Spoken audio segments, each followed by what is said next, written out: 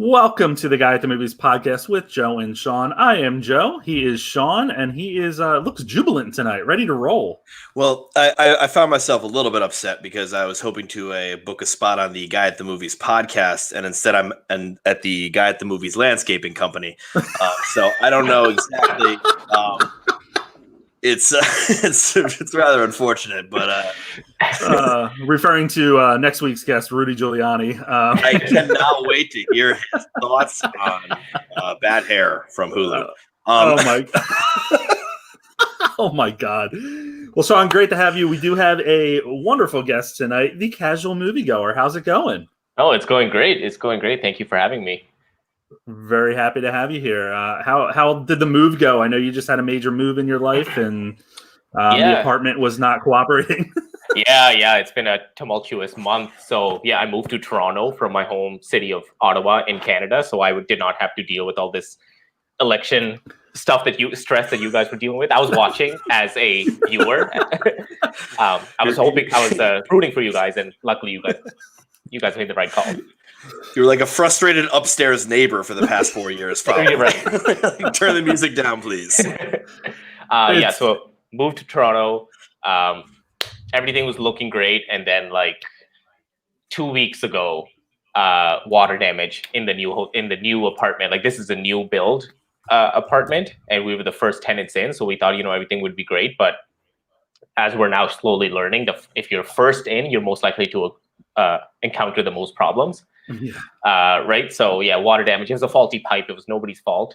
So I had to stay in a hotel for a week with my cat, but it was good. We're back now. The floors are all good. The drywall's been patched up. So hopefully everything is good. Yeah. Listen to him, Sean. He's flexing there, right? It's a new build. I have that casual moviegoer money. So, hey, what's that? I was gonna say I had a move earlier this morning, but I'm not bragging about it. And you're just like that. What? Joe, I was making a shit joke. Okay, I mean, come on. Oh, bowel movement. Yeah, bowel movement. You're gonna have to go all the way through if you want to connect. Yeah, that went over my head. Yeah, definitely. You still laughed at it, and that's why I appreciate you. Thank you very much.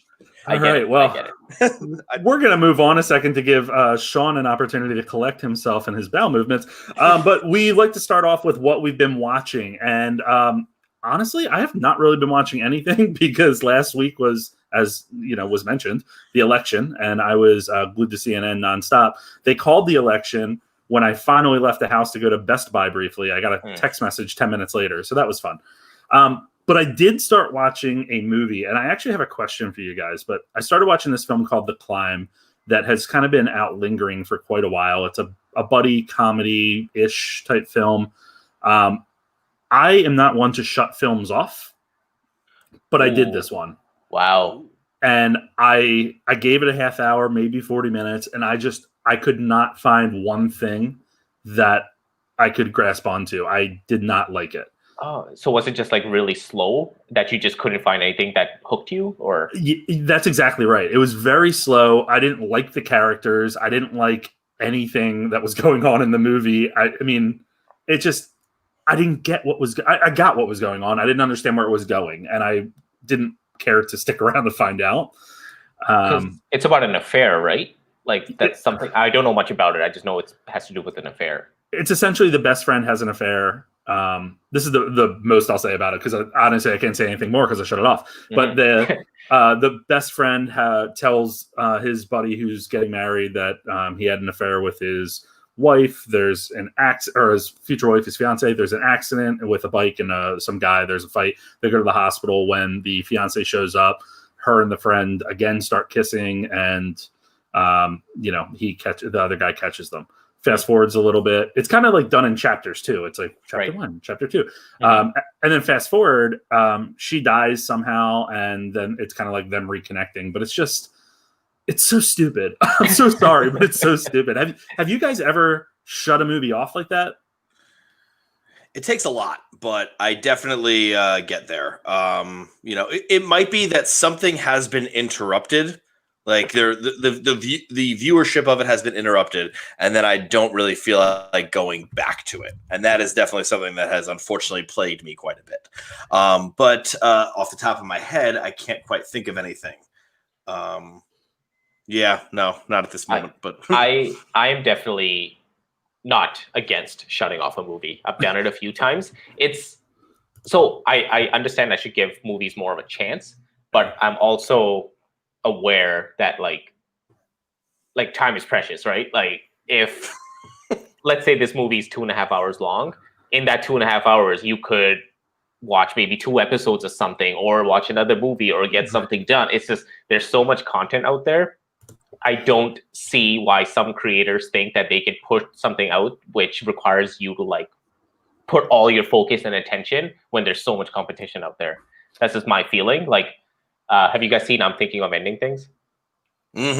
Yes. Did you like it? Well, after I read several articles about it, I loved it, but don't make me read. And so, you know what? Right. That is my big issue. Right. So that's a perfect example of a movie. I was like, you know what? I want to give this a chance because everyone's like raving about it or not raving, but the people who are raving, I want to see what their mindset is. So you know, a movie really annoys you when you make it to the last 10 minutes and you're like, no.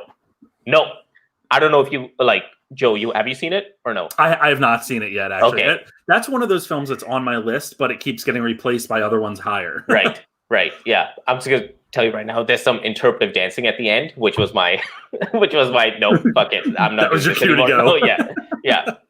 Yeah, you know, it's like not to I don't know. We all have lists of movies we want to watch just by the nature of what we do. And so like even for me to like sit down and be like, all right, what movie am I in the mood for tonight? What do I want to watch? Like what's my, you know, like sometimes with screeners, you have to have them done by a certain day or whatnot.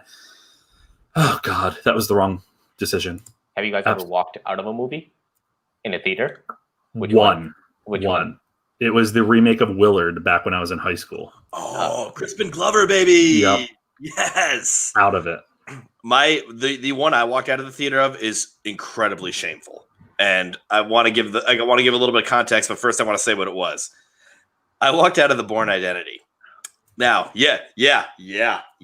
All right, so the reason why this happened was we got there incredibly late, and I was with a bunch of other friends, and this was middle school. So, you know, in middle school, just everyone's mean to each other all the time. And, you know, it was just, we couldn't understand what was going on. So, you know, they all said like, hey, we're going to sneak into the Crocodile Hunter movie. And that terrified me to no end because I was a rule follower and I didn't believe in sneaking into other movies. And I think I still would have trouble sneaking into a movie, but, we were like, we're going to just go to the Crocodile Hunter. And I said, no, let's give this a try. We know what's going on. It's like we got in there like about 45 minutes in. So then we eventually caved. We left the theater. And ever since then, I always look back and I'm like, wow, I obviously have seen The Bourne Identity since then. I've obviously loved The Bourne Identity since then. And I always wonder, wow, that's the one movie I've ever walked out of. I stayed till the end of Cats. I walked. Oh, I mean, hey, like, come on. You got to have that Judi Dench monologue about why a cat is better than a dog, I think. But woo. How about you, Cash? Yeah, I walked out once from do you guys know The Bounty Hunter with Gerard Butler and Jennifer Aniston? Yeah. It was such a weird day. It was like me and 2 buddies. We were just like, let's go see something. And that was the only thing playing. And it was like raining outside. There was nobody in the theater. It was just a bad like mojo day. Yeah. And we were just sitting there and I was like, this is not good. So we just got up and left. I think we went to like a pizza or something. Hey, that's a much better decision. I will always choose pizza over a terrible movie. We're going to have some news about Gerard Butler coming up as we move on. But Ankit, why don't you tell us a little bit about what you watched in this past week or recently? Right.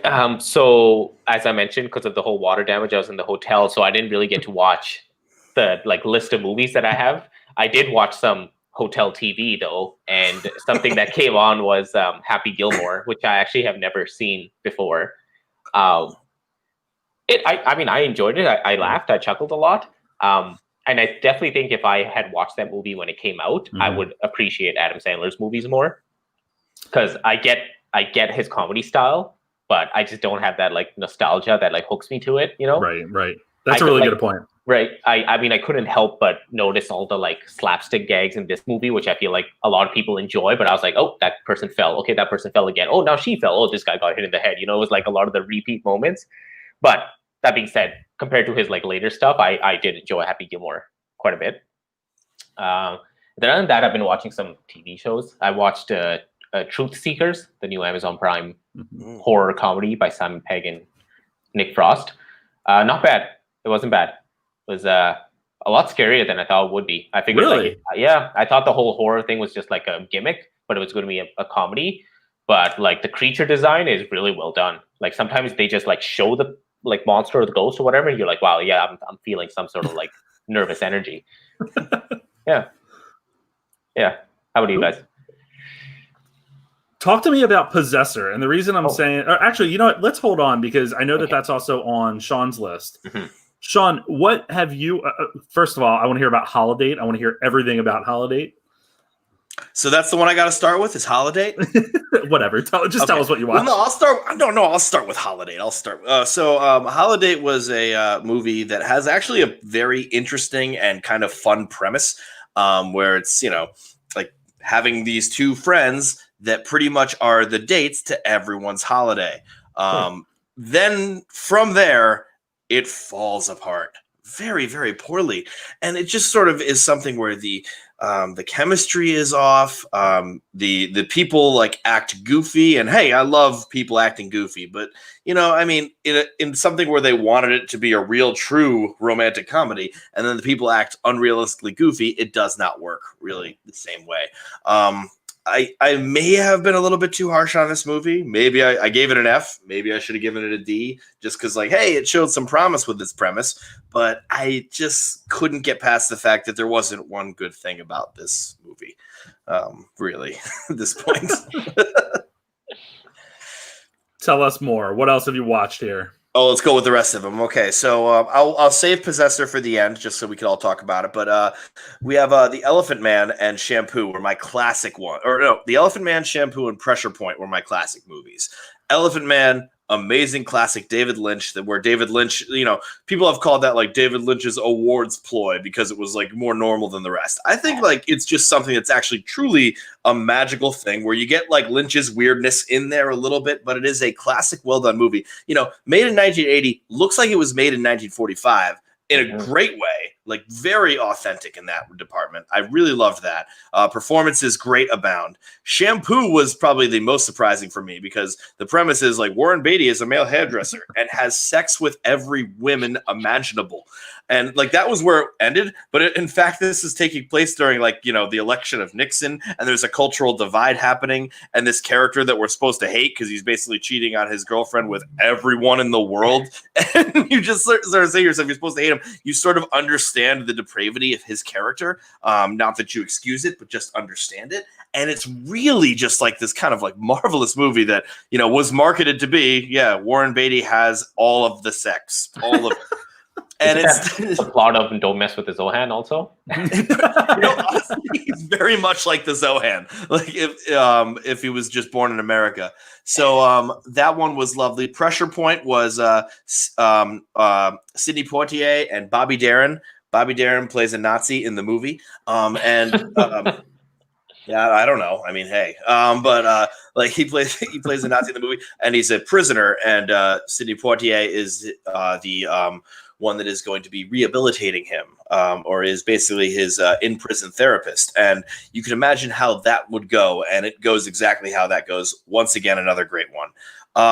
Now, we have actually, on Keith, we have two really, we have two identifies. Now, one of them is technically television if we want to play it. I would actually say Queen's Gambit, it is extraordinary. It is wonderful. It is number one on Netflix, which, so was like, other weird like reality shows like, Selling Sunset or Name the Butthole. So it's just like, I really don't want to like put that as like, that's the prized factor. But I think this is something that really no one can hate. I think it's kind of in its perfect, like, pleases everyone in a way. And so we're going to be talking about the star of Queen's Gambit later. So I almost want to save it for then. But in fact, the way it's made, with Scott Frank in there, like, all-time like director, one we don't hear of but is great. Like, that is something that it's cinematic. It is a movie. It is a 7-part movie, and I strongly suggest people watch that.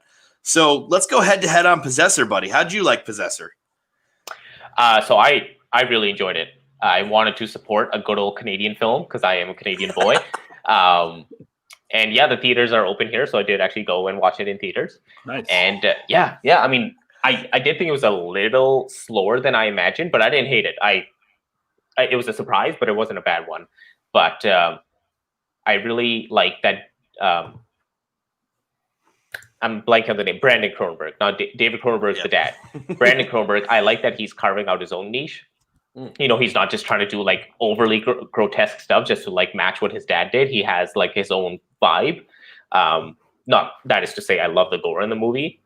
Like the few times they actually had the gore, I absolutely enjoyed it. And as a sci-fi fan, like sci-fi is my favorite genre. I really, really appreciated what this movie did because I don't know about you, but I am so tired of alien invasions and robots just dominating the genre. I'm so over it. So the fact that this is a true sci-fi film and it's talking about tech and consciousness and evolution and like who controls who, like there was a lot of thought-provoking questions in here, which I feel like that is the role of sci-fi. And I think Possessor did a really good job of exploring that. I think the great thing about Possessor is that the sci-fi that you have, which it's another favorite genre of mine, it's rare in a sci-fi genre to have consequences in the sci-fi. And this felt like, this is like a, quote unquote body switch sort of movie, but it's not as easy as her head just goes inside his head. There is going to be problems there. And those problems are the main conflict. So you take this sort of issue where, in other situations, this would just be like a simple, like you put the head inside of the other head and Chris Abbott acts like a woman. Like this was very different than that. And I really loved that they I don't even know if you can call it a realistic angle, but I guess that's what it is. But it's just something where it's like, oh, there's a problem there. And the exposition was delivered. They have a professorial character in Jennifer Jason Leigh, who is very underutilized. That's unfortunate. But they where she could have been the person that like shows up on a whiteboard and says, well, when you do this is going to happen and this is going to happen. They don't do any of that. And I'm a big fan of that lack of exposition where I'm trying to figure out what's going on. Yeah, it's a world building. Yeah, that's it really is. You pick up on those parts like just the small like little hints she said, like make sure you calibrate, and then you see someone like kind of like crying and laughing in the mirror, and you're just like, okay, yeah, I made the connection. It was really well done.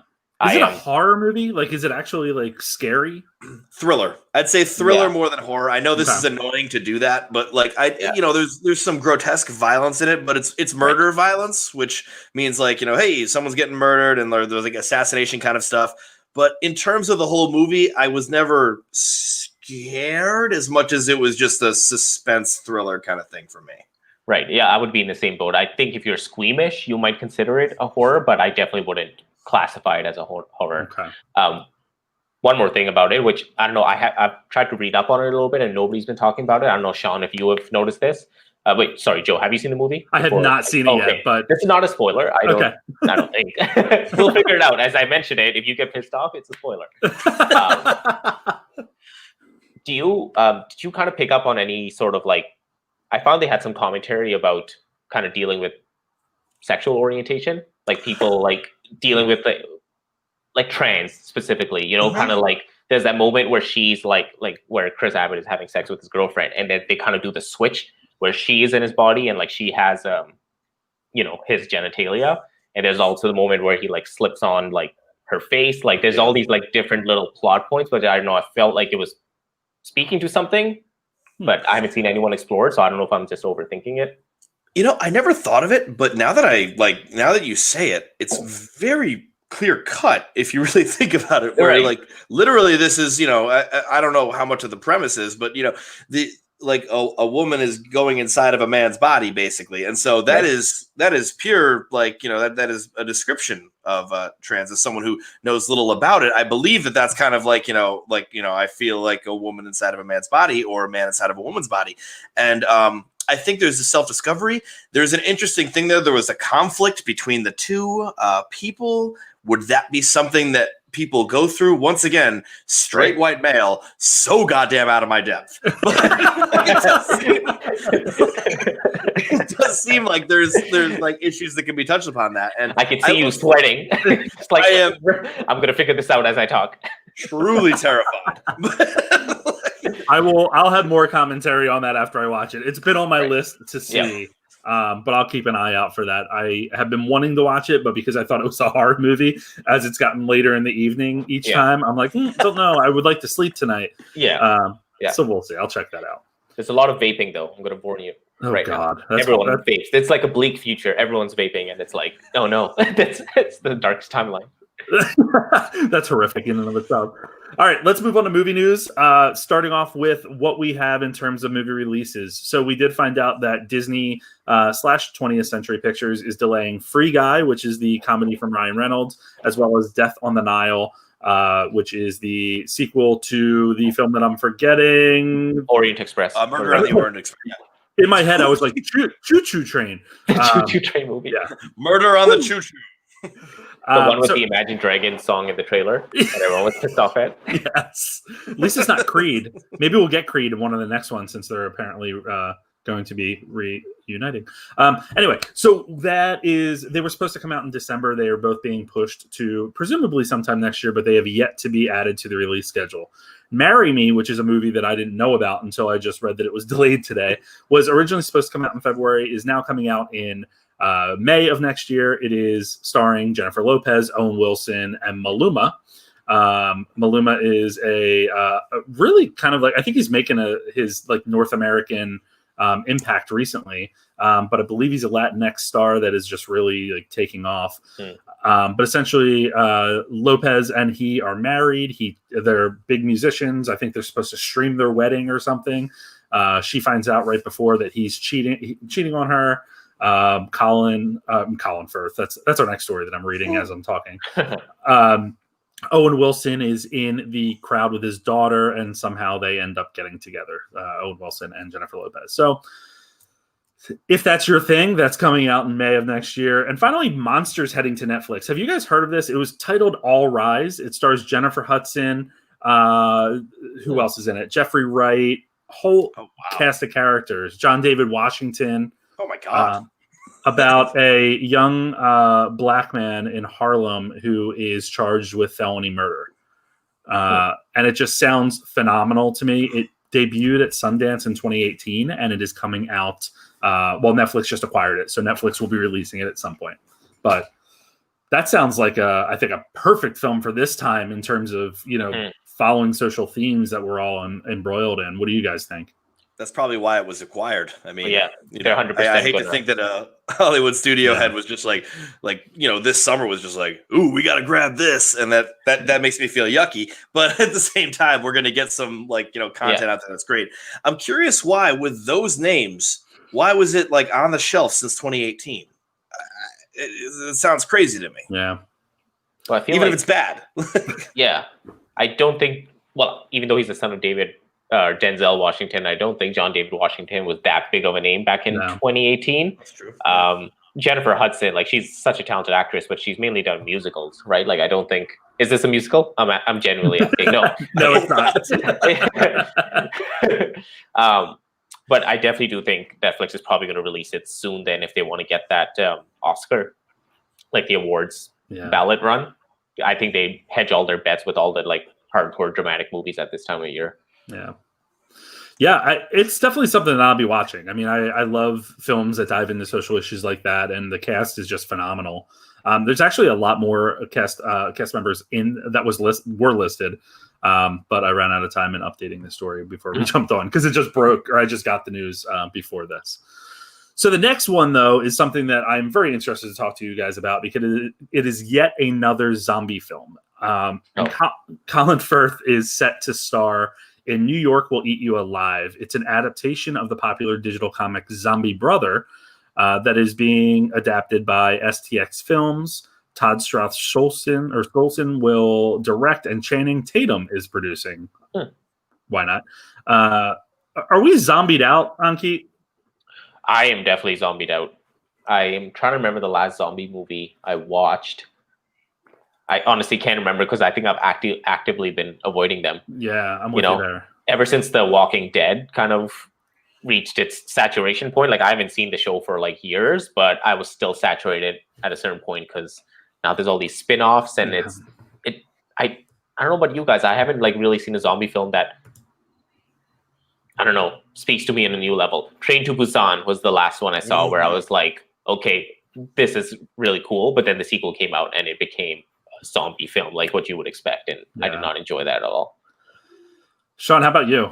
Well, it's tricky because, the other zombie film that I like quite a bit is Shaun of the Dead, which really shouldn't count just because it's one that is, I don't even know if it's a spoof of zombie films as much as it's just a takeoff of them, where it's like, it is truly a zombie film. And it's just like, we're looking at this in a different way. He even says zombie. And then, just like Sean just immediately goes like, don't say that. Like, it's just, it's clearly beautiful comedy. And I gotta say, when it comes to the zombie genre, is it tapped out? Yes, but then I think of two high college kids on the couch saying, "Yo, Colin Firth is fighting zombies." Like, put that shit on. Like, let's go. Like, and so there is a crowd pleaser originality to putting someone like Colin Firth in there, who can do the action as we've seen in Church, and I just like love the idea of that happening. Everything else about this says to me, okay, give me something new or I'm out. And I think that when we're talking about it, especially in the chat, we're talking about some of the great zombie movies, or Akit, you brought it up, Train to Busan, Alive. These are foreign films that are working with this. And those might be some of the better ones that do it because, they show a little bit of more originality as opposed to, America, where it's just like, put Colin Firth with a zombie. That'll be great. Yeah. And it's just like, it's one of the tricky parts of, the zombie movies in general, but I hope this can be good because I love Colin Firth and I'm always rooting for him. Isn't this an anime or a manga? It is. Yeah, it's like a digital manga. But I'm not sure what their intent is with the development of the film. I think it's live action, but who knows? I can't find the connection between Colin Firth and anime. Like, who was like, who would be good for this anime adaptation? The guy from The King's Speech. Are they gonna go Ghost in the Shell on this? Because get me ready now. Like, just get me ready now. Scarlett Johansson's casting is on its way. This screams her. Well, hey, I mean, one thing that it looks like to me is that it's yet another attempt at building a series of films and getting a franchise going. I think that's the big name of the game that all the studios are looking at. And kind of segueing into the next story, we're getting a Bloodshot sequel. And that's exactly what's happening with Variant and their comics. So Marvel and DC, of course, are continuing with their own series and interlock stories, but Vin Diesel is doing his own thing and returning in the sequel to Bloodshot, which did come out in this year. I know, like, that sounds like or feels like God. It was forever ago, but that was this year.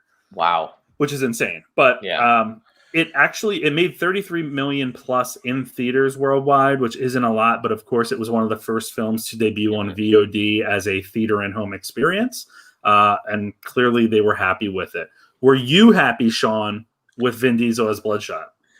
This actually, Bloodshot is something that saddens me to my core because I haven't seen it, but it just like sort of is this. Keep it that way. I figured that's a good call, but it was this milestone for me where I said to myself in March when Bloodshot was in theaters, I said, I'm not going to go see that in theaters. Why would I go to the theaters to see that? I think about it now, and I wish I went to the theaters. Then it was on VOD for $20, and I said, I'm not paying $20 for that. Why would I pay $20 to see that? Then the other week, I'm watching Holidate, and I think, God, I wish I could watch something for $20, even if it's bad. And so this has been like my quarantine mark movie where it's just like, like the whole time it's just been following me. And now it refuses to let go. So in terms of the sequel, I will say, in terms of my reaction to that, I don't know. I think it could be interesting. It could be, something where they could explore a world, or it might be way less than a movie that's already way less. And that might be where we're heading. I just realized that I own the film because I did pay the $20 way back when. Because I just went to see how much it would be to rent to kind of make a joke with Sean, and it said, "Oh, play it, you own it, cool." Ankit, I take it you weren't a fan of Bloodshot.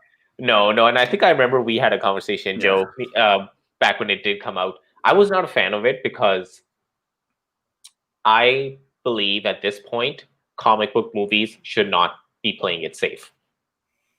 Because there's so much out there in terms of comic book movies. I found Bloodshot to be like the type of comic book movie that would come out in like the early 2000s when people just aren't used to the genre yet. So you give them something that's like really easy to chew on, and you have just a tiny bit of sci-fi elements here and there. So they're like, okay, I'll explore more of it. But for someone who's watched like all the Marvel films, all the DC films, I watched that movie and I was just like, man, this is just Vin Diesel in another fucking tank top, but now he's like invincible. It's just like it wasn't even like that it was terrible. It was just so like predictable and bland. I was like, I would prefer if this was like downright awful, because then I could at least be like, hey, they're purposely trying to make a bad B movie, or hey, at least this is entertaining to watch. But the fact that it was just like so middle of the road made me dislike it more. Yeah, it was very much Sony before Feige came in and helped them with Spider-Man. Not of course Raimi's Spider-Man, but thinking about, from I would say Amazing Spider-Man on, and what we got with a lot of other superheroes that were under Sony's control. I actually didn't hate the movie. I think you're exactly right. I think it plays it safe. But I remember finishing it and being like, all right, well, that was decent. Like you could follow the 3-act structure. You knew exactly what was coming, when it was coming, but it wasn't terrible. Right. I'll say I was impressed by that whole sequence, like where it's all red, like, where they're like caravan the guy. And I think that's where they should play their strengths, because the director, I'm just looking him up and I remember reading about him, like David Wilson. He's he's a VFX artist by trade. So like he gets how to like make digital worlds seem real. And I think that's what's missing with a lot of directors. And I think if they really play that up, this could be a unique movie, like almost like in a way where it's, I'm just spitballing, like it's an Avatar type deal where it's like groundbreaking VFX. This is where you come to see that sort of shit. It's Bloodshot. That is what Bloodshot is, similar to how when Extraction came out, everyone was all hyped about it because the director is a former stuntman. So he gets what people want when they're seeing that genre. So like if the sequel, I will watch the Bloodshot sequel, because either I get to bitch more about it, which I always like doing, or I will enjoy it. And I think maybe they'll figure things out. But at this point, what's the harm in taking a risk with the genre? Honestly, will you watch the inevitable Fast and Furious spin-off that crosses over with Bloodshot? 110%, because that sounds awesome. It sounds awesome. I'm all about it. Well, how do we feel about A Quiet Place film? Because we just found out that we're getting another one of those, even though we don't know if it is a direct sequel or another film within the universe. I tend to read between the lines and think that it is the latter of those. I thought it was a prequel. No? Maybe that's been announced since I originally saw the story. But Deadline was reporting that Paramount has brought Jeff Nichols, who did Mud and Loving. So that's a really interesting, I think, person to bring in here.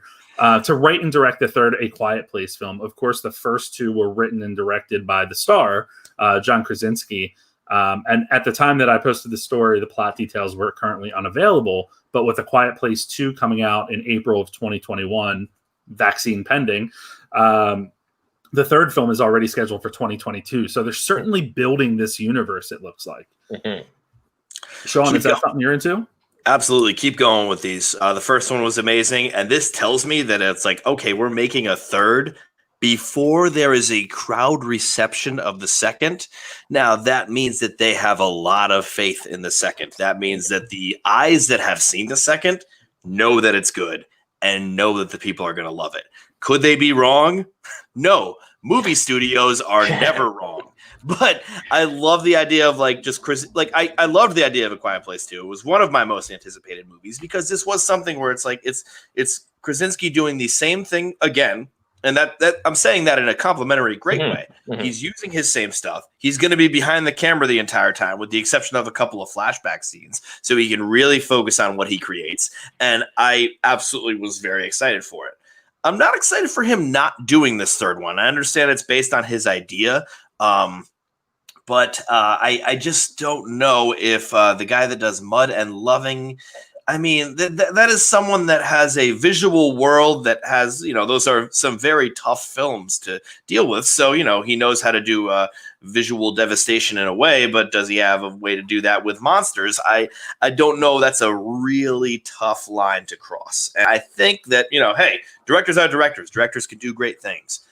If this does turn out to be a prequel, I love the idea because I never got the answer to the question of when I saw the newspaper clipping that said it's sound. And I always wondered, like, how in the world were they able to make the newspapers? Because the newspapers make a lot of noise when they make newspapers. And so I could see someone planning that and being like, wait, shouldn't we turn these off? Well, and so I always wondered about that. And so I'd love to see that little scene there if it is a prequel. But regardless, I would like, I don't, you know what? I don't want a third A Quiet Place movie. I want a 10th A Quiet Place movie. Bring them on. Fast and Furious style. Damn.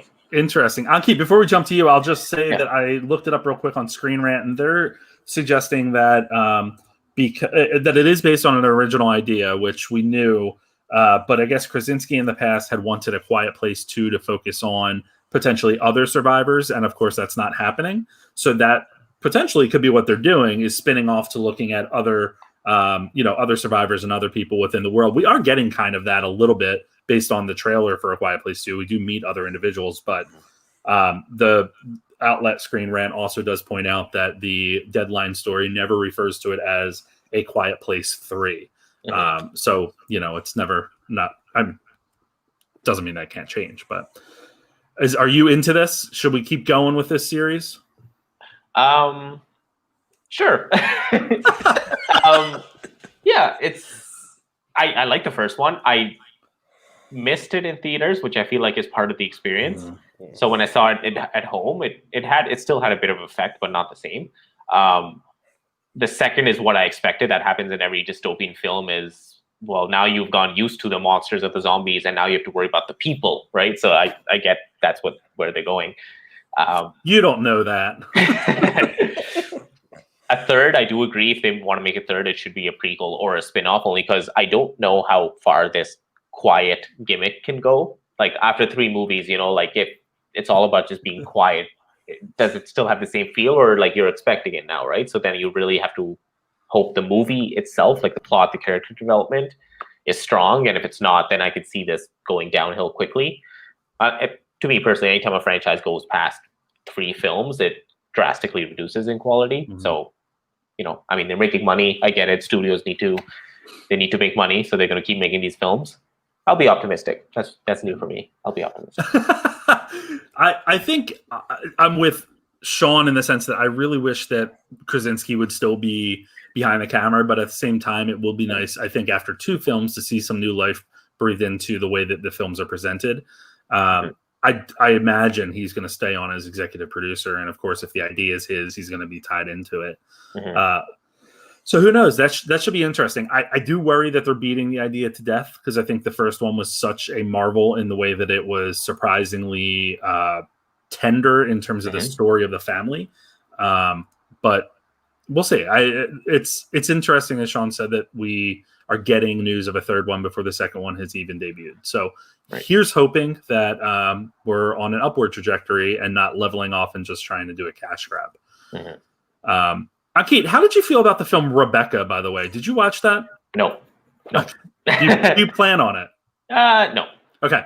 Well, Sean loved that movie, and director Ben Wheatley has secretly set up his next major project with Neon, according to comingsoon.net.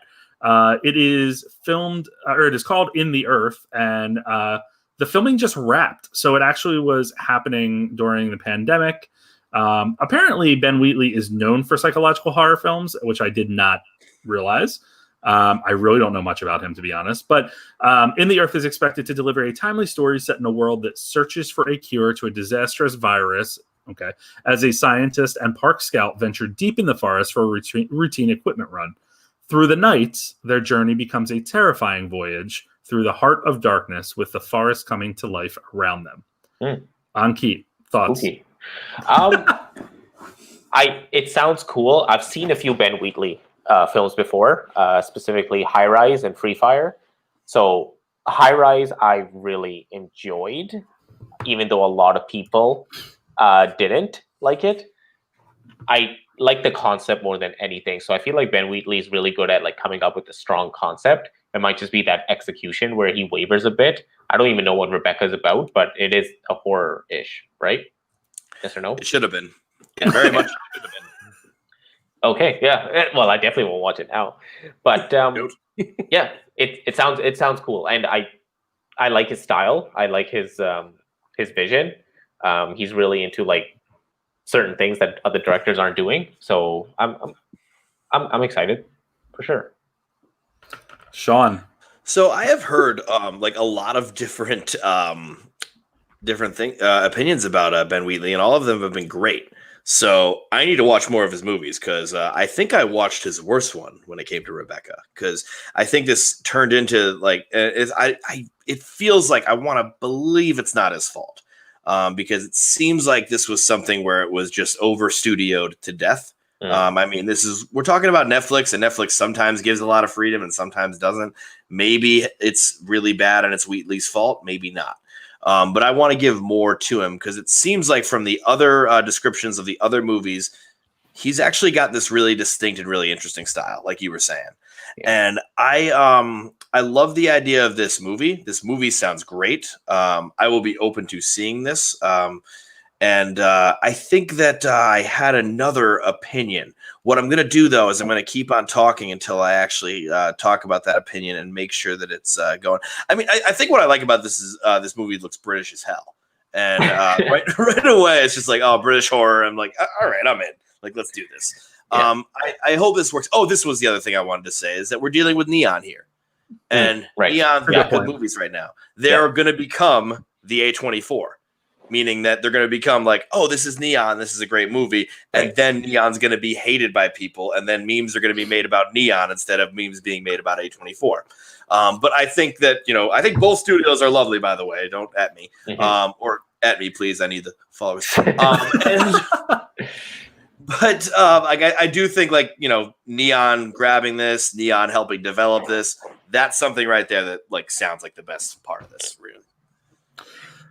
I'm with you. I think the fact that you're also referencing Neon already in that sense is, probably showing that it's there already. I think for us in particular, I think Neon, when we see that, we kind of recognize the films that we've liked from them in the past. I do think Ankit will be the one that's posting those Neon memes when they are, popping up. I'm a good shit poster, I'll admit. You are a good shit poster. Very good, though. So, yeah, hey, I'm all for it. I haven't seen any of Ben Wheatley's films, I've realized, and I need to dive into them a little bit. Did you mention High Rise, Ankit? Yes. Okay, so that was the first one that was mentioned in the article I was just looking at. So I definitely will probably go back and check that out. It's a bit artsy, but I like the aesthetic, especially if you're into that whole like kind of retro futurism look. It's awesome. But I would say if you want to get into it, watch Free Fire. Okay. Because it's a nice like comedy / action / just weird ensemble cast type movie, which it was very entertaining. Okay. Awesome. All into that. Just as so let's talk about A24, right? And this isn't an A24 film, I don't believe, but we get into A24 realm, the realm of movies when we're talking about The Northman's director, Robert Eggers. Whew, that was a tough one. That was not the smoothest, but we'll roll. Rough transition. That was a rough transition. So as mentioned, Anya Taylor-Joy is in the upcoming film The Northman, which is focused on Vikings, and we don't know much about it, but we do know that Willem Dafoe is in it, Alexander Skarsgård's in it, Nicole Kidman, Ethan Hawke, and my favorite, Bjork. So this is going to be hopefully right up there with the previous films that he's done, but what we heard from Taylor-Joy this week is that this film is something that she's incredibly proud of, and the world is going to be presented with something like it has genuinely never seen before. Wow. What are we thinking this could be, Ankit? I mean, when it comes to Robert Eggers, I think you're not gonna be able to figure it out just by talking about it. He has something in his head, and he'll put it on screen and it'll come out. But I'm excited as hell. The Lighthouse was one of my favorite movies from last year, and the fact that he's reteaming with Willem Dafoe is a huge plus point. And I'm interested to see the two Skarsgård brothers together in the movie. And I have a huge crush on Anya Taylor-Joy right now, which is the reason why I started watching The Queen's Gambit. It's a great show. That's like a plus, but Anya Taylor-Joy is the main reason, so I'll definitely be watching it for that.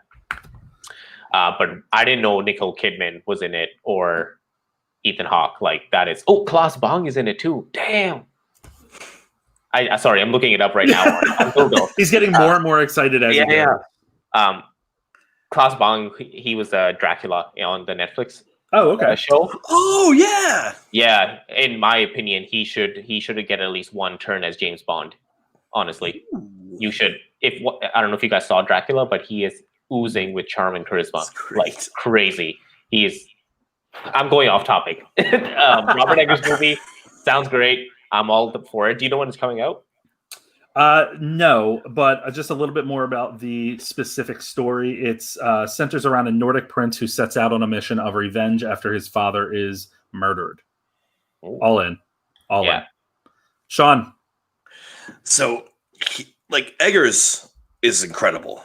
And Eggers is incredible for a few reasons. And I'm glad you started me off with that premise, because that's a simple premise.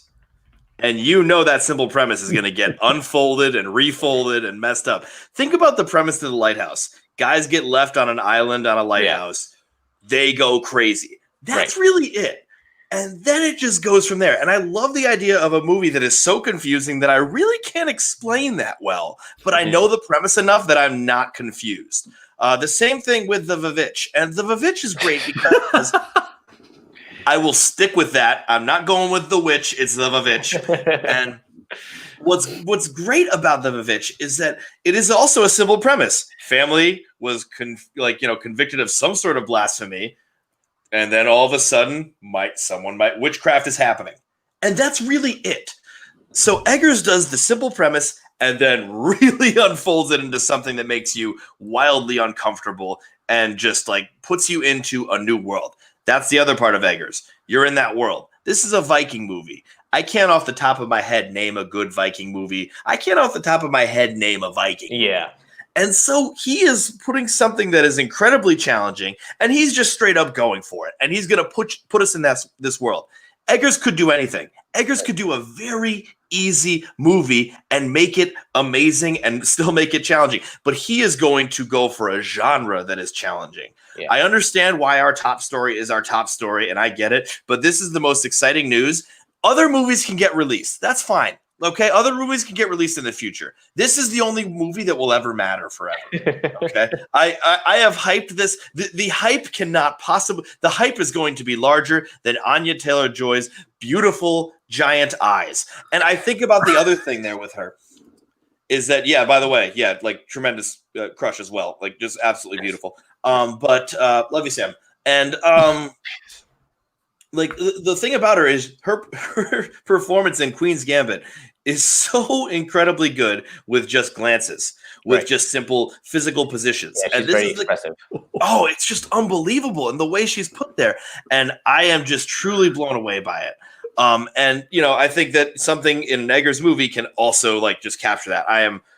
That's it. I went on the rant. The Northman is the greatest movie that ever came out. I don't need to see it. I'm not going to see it. I'm not going to go see it. It's already too good. It's already too good for me to see. So we're going to get derailed here a little bit, but the other film that I'm really looking forward to a lot was supposed to be a part of the Year of Patel, and it was going to be The Green Knight. Yeah. I want The Green Knight so bad. Yeah. The Green Knight! And they still have not announced release yet. Why don't they just release it on streaming? This doesn't need a theater. It's not Avengers Endgame. All right, just get this thing. Doesn't need. It's not going to do box office. Just get this thing on VOD for us. Let's watch it. Oh man, I want that movie so badly. I'm with you there. So we have some breaking news here. Really important news, and I'm really excited to get your input on. Universal and Dwayne Johnson are rebooting the Scorpion King. Yes. Are you kidding me? No, where is it? Get the second source. Get the second source. It's according to Deadline. I trust it. Oh my god! Yeah, and of course that's the wasn't that the first character that The Rock debuted as in The Mummy Returns? You didn't have lines. Yep, he was just a weird CGI half man scorpion. I'm all for this. I love the old Absolutely. movies, but I'm interested to see what they do with this character and exploring that more. But there's 5. I think there's 5 or 6 straight to DVD films. Of Scorpion King? There's a ton of Scorpion King films. Right? I thought there was just like 2. Let me get the list for you. Oh my god. Ankit, will you see this? Yes. Of Yes. course. What are you You didn't talking ask about? me, but yes. You didn't ask me, but yes. I was Absolutely. getting to you. Yeah. Yeah, there's 5 of them. 4 of them. The Scorpion King 2, Rise of a Warrior, Scorpion King 3, Battle for Redemption, Scorpion King 4, Quest for Power, and I forget who they had take over as Scorpion King. Oh wait, Those are the most general titles I've ever I seen. know, right? Yeah, that's like some Steven Seagal type movie titles. I can't even. the villain. Scorpion King, Die Harder. Lou Ferrigno was in the last one, so there Oh, what? you go. And Dave Bautista was in the third one. That's who I remember. Oh god, they're just getting all these muscle-bound guys. Like, hey, put on this loincloth. You're not the Scorpion King. I will Right, watch right. the Dave Bautista one right now. Like, let's do this. Well, you need to watch the ones before that so that you know where the story's going. Because it's all I about don't the story. understand it. Does it say that, like, is The Rock gonna, like, star in them again, or he's just producing it? It a just good says question. producing right now. Universal and Dwayne Johnson to produce. They're teaming up, and that is. Oh wait, we do have a quote. It's a quote from his what's her name? Danny Garcia, is it? No, Hiram Garcia, who I believe is The Rock's ex-wife but business partner. The original Scorpion King was a crucial catalyst helping to catapult us into the world of film. To be able to now produce the next iteration as part of our $7 production slate is a special full circle moment, a testament to what we have been fortunate enough to build for our audience, and ultimately a humble reminder of the timeless value of authentic storytelling. So that wait, hold on. Authentic storytelling. The studio. The studio is eyeing a new star for the hero, as well as a director. However, with the project being Jaden close Smith. to Johnson's heart, there's still a chance of him making an appearance in the film in some capacity. Whew. Wow, that was breaking. Yeah. So What do we do now? What do we do? We keep going? we have a new top story. Let's transition back to our original outline and talk about someone who is not really breaking out of the mold of horror. I don't think. I don't like this person's films. Let me just throw that out there. I loved Get Out. I did not like Us. Me neither.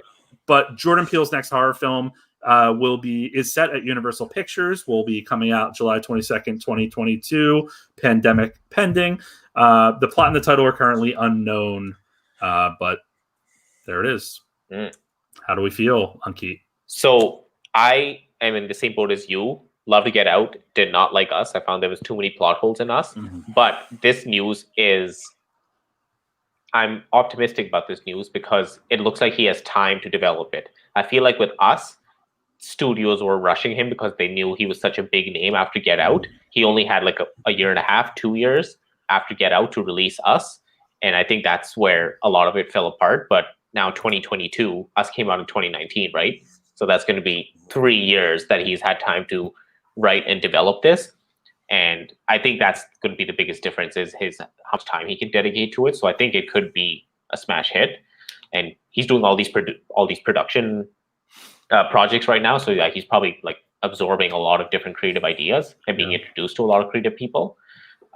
So I am excited about it. And I still can't get over that he was like the dude from Mad TV and now he's an Oscar winner. Isn't that crazy? Right? I love that. I love it. Oh my God. Sean, how about you?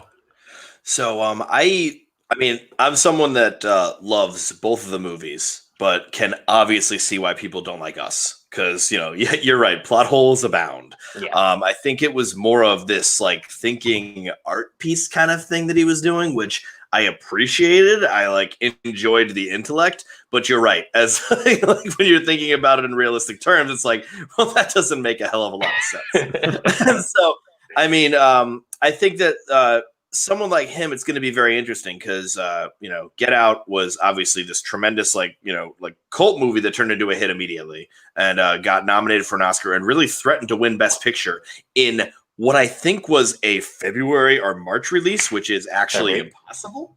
And so then Us came out, and Us broke records in the first weekend because everyone was just like, we want to see Get Out again, and everyone was just like, what? And so I personally loved it, but it was a little bit weird, and I think that's like you're saying, that's why there's a bit of a gap now for him to get something together. Right. I'm curious why like this is going to Universal and he's not rocking like his company of Monkey Paw. Yeah, Monkey Paw, unless that's underneath Universal in some way. And it could be. It very well could be because I know it's a pretty small production company. But that was my one thing. It's like, oh, he's underneath Universal? I thought like he can kind of do his own thing. Is it a distribution company, though, his studio? Not terribly sure. Because I think Universal is just the distribution factor. That could be right. You know what? You could absolutely be right there. Yeah.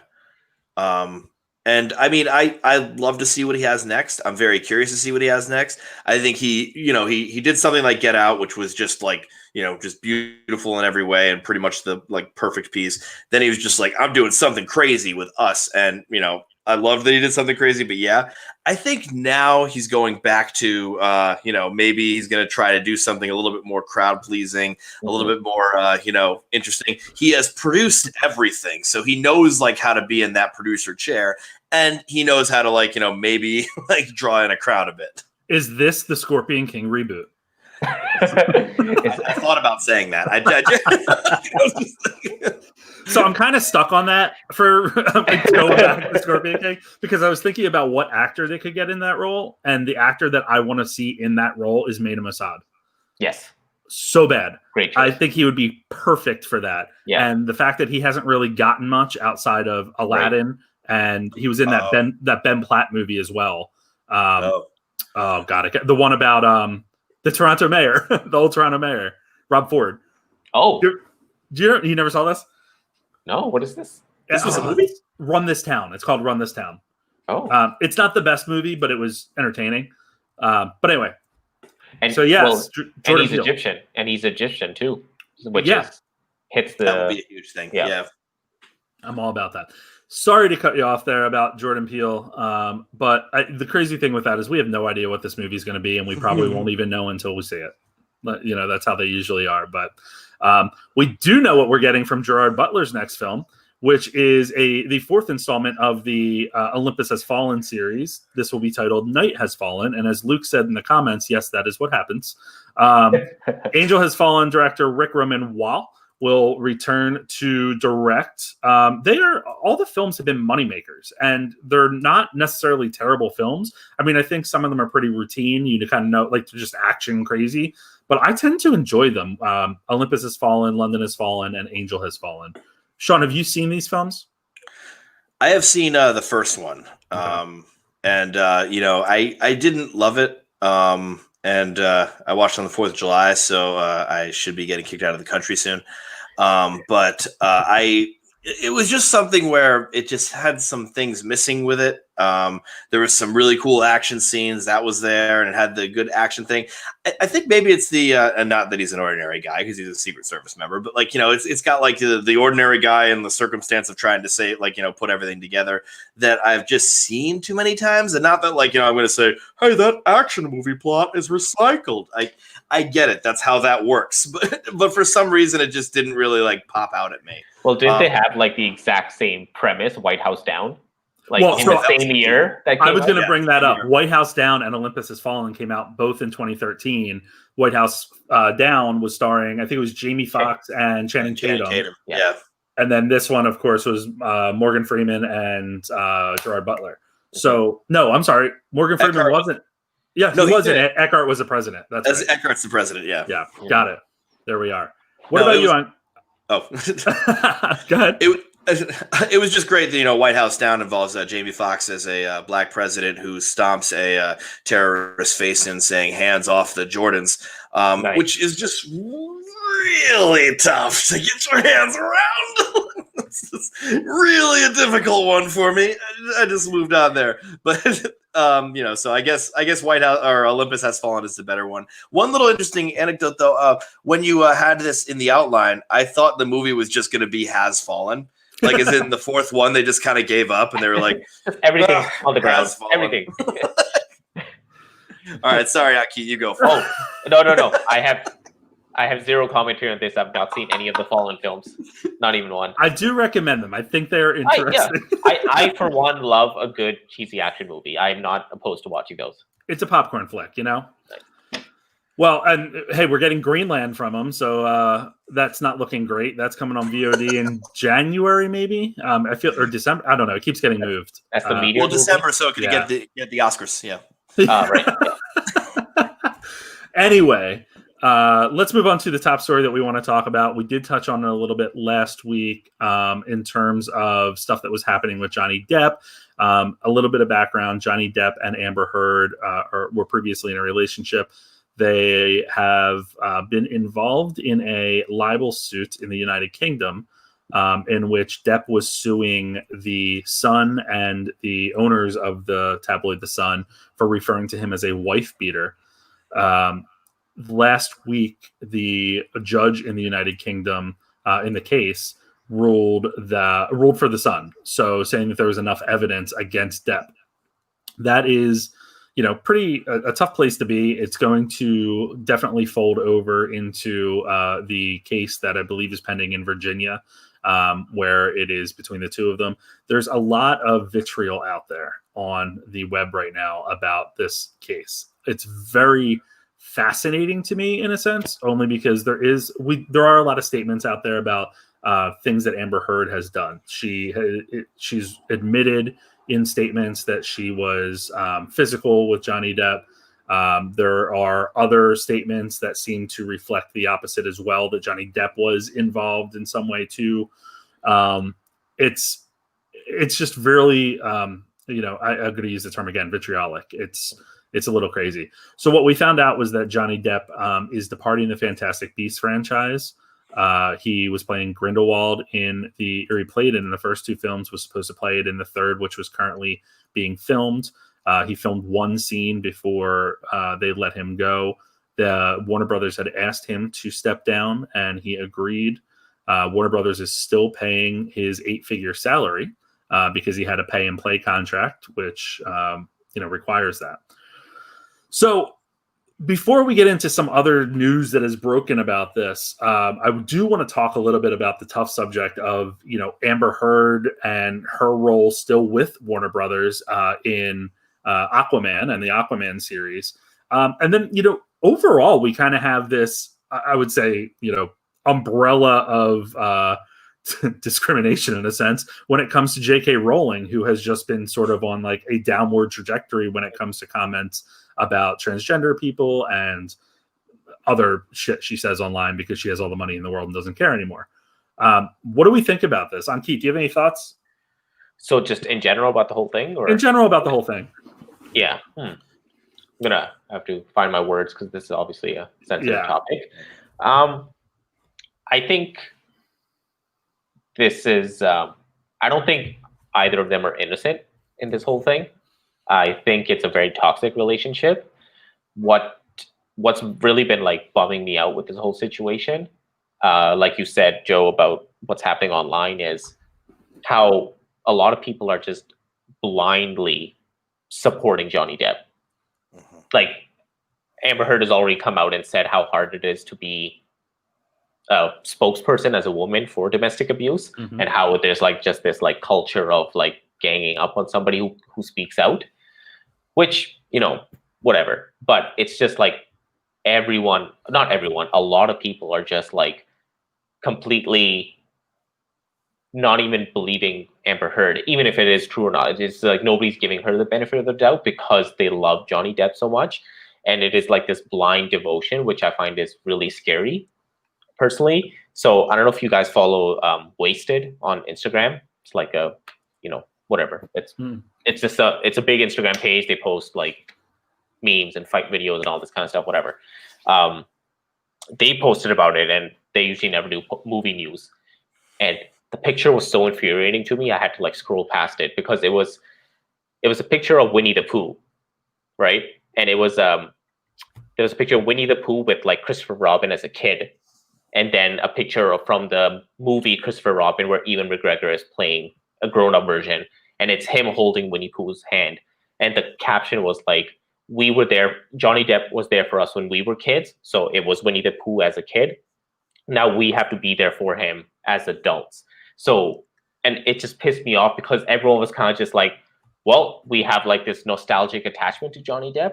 So whatever the outcome, whatever, even if he's guilty or not, we're going to fully support him and just like trash on this other person because we're at war. We have to be like bipartisan on everything, you know, like left or right, red or blue, like everything is split down the middle. Like you can't be in any sort of gray area.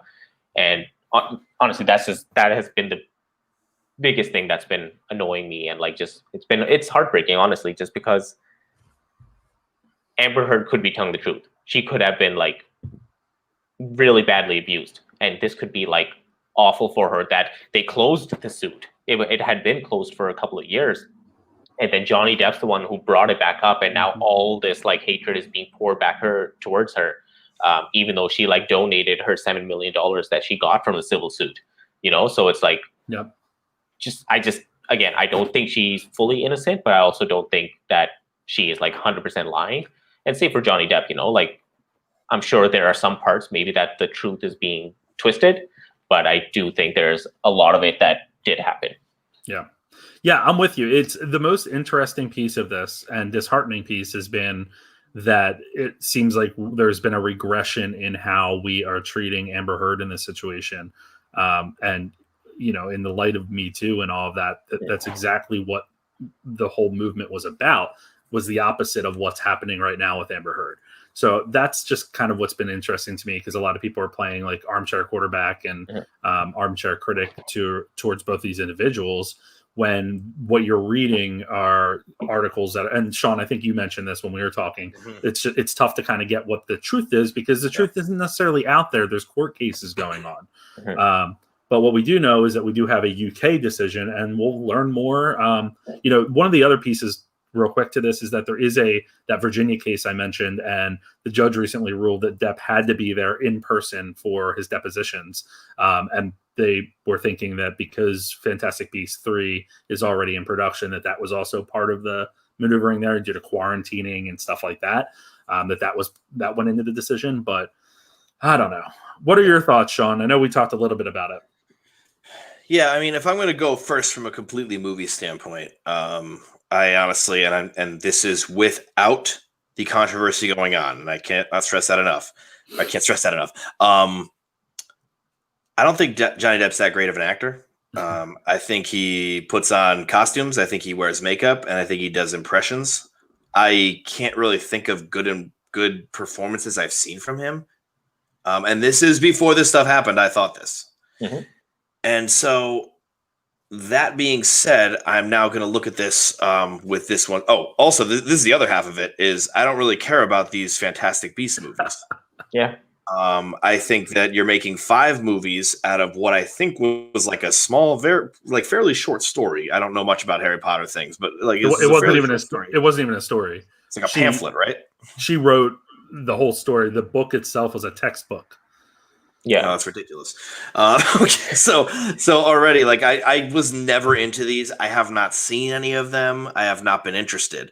So for that reason, maybe hopefully that puts me slightly impartial in this. And from what I've seen, so hey, if it was if Tom Hanks, oh God, I can't even say it, but like if Tom Hanks was in like a horrible abusive marriage with Rita Wilson, and like the two of them are like at fault and stuff like that, that would be the tough one for me.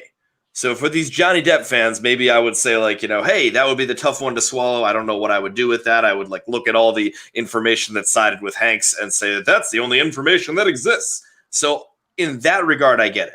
That doesn't excuse fans being vitriolic towards this. In terms of this relationship, from what I've seen, this is, like you said, a very toxic relationship. This is a very abusive relationship from both parties. And from admissions that I've heard, from the depositions that I've heard, And so in regards to that, it's difficult for me to realize like it's kind of a tough sell to have Amber Heard in her role still. However, everyone is going at it in the exact same way where it's like Amber Heard still has her role. Now, if she gets fired from it, they will gloat instead of saying, okay, now it's equal. They don't want Amber Heard out. They want Johnny Depp in.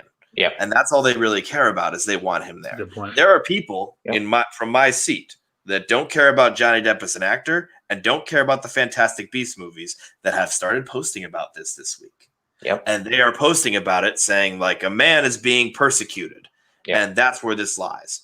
I can't emphasize enough. Once again, I think it's an abusive relationship, to quote our leader, or our leader, hopefully for another few months, on both sides. All right. It's an abusive relationship on both sides. However, this is something where I think that Johnny Depp is not blameless and people are treating him like he is blameless. Yeah, absolutely. Man, you like hit the nail on the head right there. I think a lot of people aren't like realizing that Johnny Depp brought this back up. The case was closed. He had like when the case was happening, he was already Grindelwald, and J.K. Rowling came out and said, I am proud of the casting and we're going to stick with him.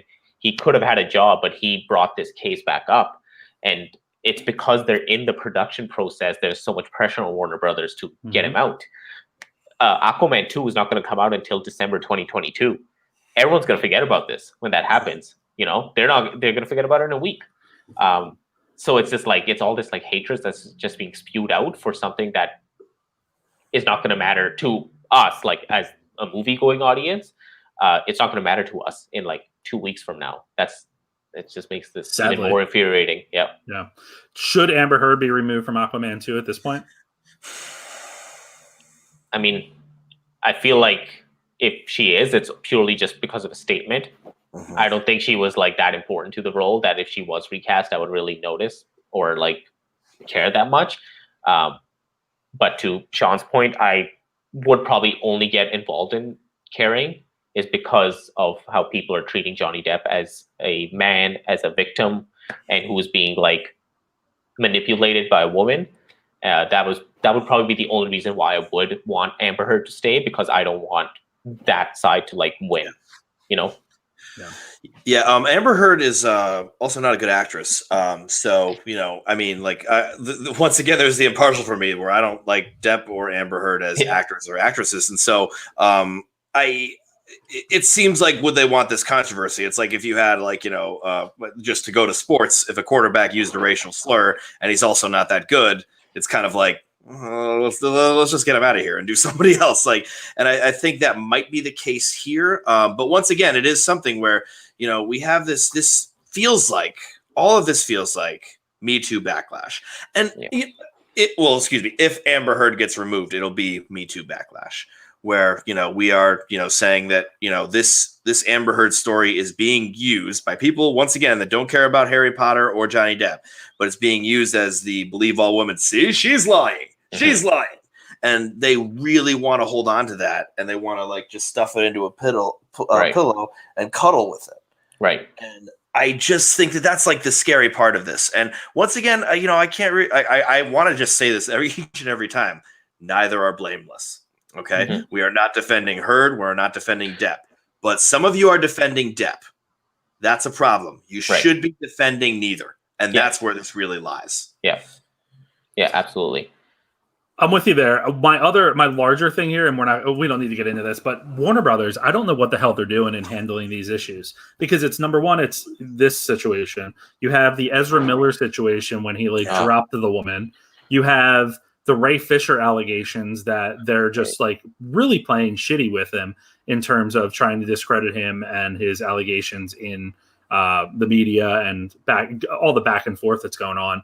So there's just so much that Warner Brothers continues, and not to mention, like I mentioned, J.K. Rowling, not to mention, like I mentioned, J.K. Rowling is totally like out there blasting transgender people and saying there's only, you know, two genders and all that and whatnot.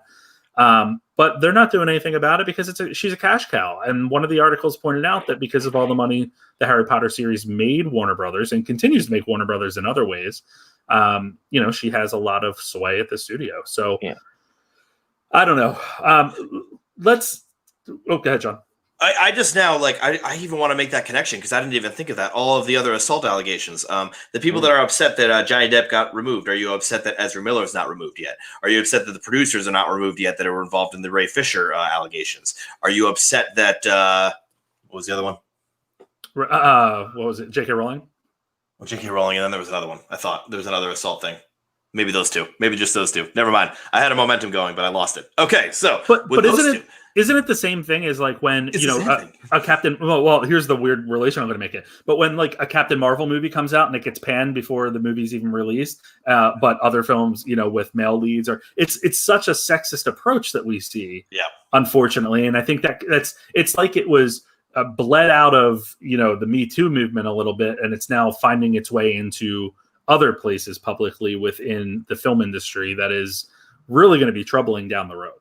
Yeah, I think this kind of steps away from film. Not kind of, it definitely steps away from film. But when a lot of like female-centric stories or backlash is happening, like I feel like there's such a large group of people who are just against it on a biological stance. Like if you talk about, let's say, like when Black Panther comes out and everyone like review bombs it because it's a black lead, like racism is something taught, right? But I do honestly believe that like sexism there's like a biological element to it, like a lot of men just like cannot stand the fact that a woman has attention or it's taking attention away from them. So their only outburst is anger. There is like going back to the wasted Instagram page.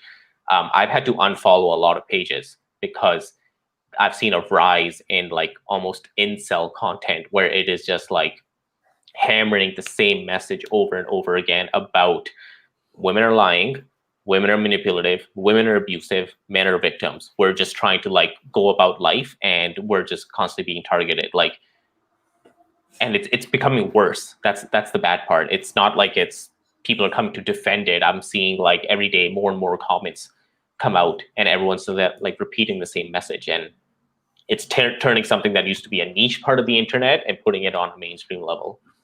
Yeah, I'm totally with you there. It's really upsetting, but it is the world that we live in, and sometimes those men that you're referring to go on to become president of the United States.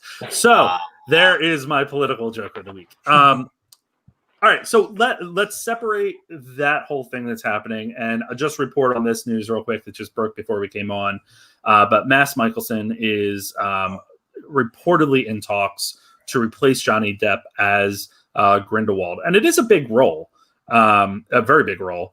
And he'll be opposite Jude Law and Eddie Redmayne. I kind of like this casting more than I like Johnny Depp in general in the first. So I'm kind of pumped for this, but would hate to be the individual that has to step into that situation. I think someone like him, though, is a pretty good one. He was the Bond villain in Casino Royale. He played Hannibal on the TV show. I think, and I hate this, but the film bros that, they'll just be like, ooh, Mads! And they'll hopefully just forget about, Depp. Now, the one thing I got to wonder, and I, once again, know nothing about these Fantastic Beasts movies, Mads is not British, I don't believe, right? Is he?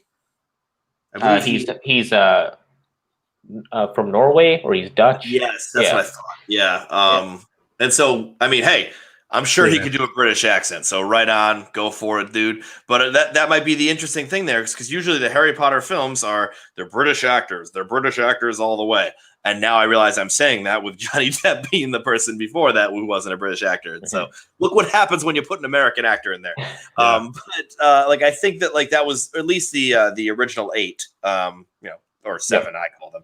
We're all they prided themselves on just the British actors and just keeping the British actors. And so I wonder what if that rule has been held in the other in these Fantastic Beasts movies, and if they haven't, cool, but they definitely haven't now, or they haven't been. Go ahead. Sorry. It hasn't been held. They've introduced schools of witchcraft and wizardry from other countries now. So there is an American school. So they are kind of going on a more worldwide approach. I think Mads is a great choice, but I also think it's not going to appease any of the people who are mad that Johnny Depp is being kicked out, because like we talked about already, a lot of the people who are defending Johnny Depp have not even seen the movies. They probably never even seen a Mads movie. You know, they're like on a very mainstream level. So like they're going to see this guy come in and they're going to be like, who the fuck is this guy? You know, where's Johnny Depp? Whereas all of us are going to be like, are you kidding? Like this guy is like the obvious choice to be a wizard villain, you know? Yeah. But to echo Sean's point, I have not found Johnny Depp to be a draw in years. So just the fact that he was in Grindelwald, I didn't care. I wasn't like, oh my God, they got Johnny Depp. I was like, oh, he's putting on, like you said, more face paint or more makeup, you know? It was since the second Alice in Wonderland movie, I have kind of avoided him because I've been like, you just haven't been a draw in maybe a decade, you know? Probably. It's funny, like thinking about it, I never say, oh, he gave a great performance. I always just go, he's so weird. Yeah. Like that's like every movie he's in. So we'll see. I mean, it's going to be kind of interesting to see if the Fantastic Beasts franchise itself can rebound, because the second outing was kind of dismal. It didn't do that well. Fans weren't really thrilled with it. Apparently, part of the reason why we had such a break in between this, the last film and this film, was because they were going back to the drawing board and trying to incorporate more things that were a little bit more familiar, maybe some callbacks to the original series in some ways, to try to get fans more into it. Right. So this is just another knock against it. But we'll see. I don't see them discontinuing the series. I think, J.K. Rowling will be like, no, we said 5 movies. Yeah. I mean, they planned 5 movies after the first one. That's ridiculous. Yeah. Like 5 more movies after just one. And the thing is, with this whole franchise, they already had such a cool concept about the beasts. Mm-hmm. They've moved so far away from like the really cool creatures that you come across in the wizarding world. Like that's why I watched the first one and I was like, oh, you just like slightly touch on it. And then now it's like this random third-party story, when I wanted to see like you talk about these like amazing animals. They did the Hobbit thing where like, they have like the Hobbit, which is a lovely, amazing story. And then they're like, just like put the Silmarillion in there. That's 100% true. That's exactly what they did. They said like, we have this story that was alluded to in the books. Let's dive into it, but use this as the vessel. So that's a really good observation. So I just realized, I didn't, just to bring this back for a second, Johnny Depp could play the Scorpion King now. If we do that. Hey, breaking news: Scarlett Johansson was just cast. All right, so let's wrap up the stories of the week. We ended on a dour note story, but it's a big story in the movie industry, and we're not going to shy away from them. So this week's releases: Jungleland hit VOD today, and that has one of my favorite actors out there in it, Jack O'Connell. So I'm very pumped to watch that. It's getting really good reviews. Freaky, which I know, Sean, you're pumped about. Oh, yeah. I actually think I might like brave the pandemic and go on Thursday. I really don't want to, but I really want to. Like, I really hate it. I'm not going to do it, but oh, man. We have Ammonite, which was a film that unfortunately I didn't watch at the Philly Film Festival when it was available, but it's getting really great reviews. Fat Man, which is... oh God! What did you say? What? What did you say? It is the fantastic. Oh God, I can't even describe it. It's Mel Gibson as Fat Santa Claus, but he goes on a murderous rampage, like essentially. So it's just Mel Gibson movie. Yeah, so it's a documentary. Following him with the camera. It is. What's it called? The Santa Claus 4.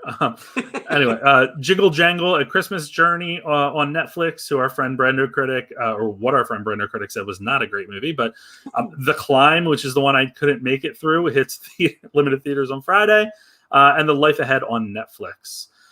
Kate, we can't thank you enough for being here. Very pumped to have you. You're always one of my favorite guests. Thank you. Tell us where people can find you. I am exclusively on Instagram for the time being. I am seeding or planning a YouTube launch. We shall see. Yeah, I mean, you guys know about the Instagram algorithm and all that kind of stuff, which has been annoying all of us. So right now, Instagram only, potentially somewhere else down the line. But at The Casual Moviegoer is where you can find me. Awesome. All the shit posts you want, all the great reviews you want. Yeah. The meme today or yesterday, whenever it was about the Power Rangers one, was spot on. Funny.